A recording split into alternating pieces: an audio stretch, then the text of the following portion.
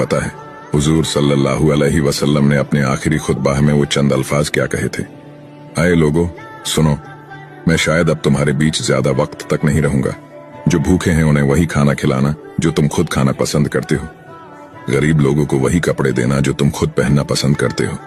बेशक तुम अपने रब से एक दिन जरूर मिलोगे और वो तुम्हें तुम्हारे हर एक अमाल का अच्छा बदला देगा।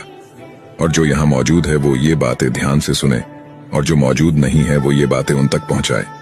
तुम सभी एक आदम की औलाद हो, और तुम में से बेहतरीन शख्स वो है जो अपने रब के बताए हुए रास्ते पर चलेगा। और अपने दिलों से एक दूसरे के लिए किना निकाल दो। और कयामत तक तुम्हें इस बात का ख्याल रहना चाहिए कि एक मुसलमान दूसरे मुसलमान का भाई है और सभी का एक दूसरे पर हक है। और फरमाया रसूलुल्लाह सल्लल्लाहु अलैहि वसल्लम ने, वो चेहरा नूर से रोशन हो जो मेरी कही हुई हदीस सुने और वो दूसरों तक पहुंचाए। सुभान अल्लाह।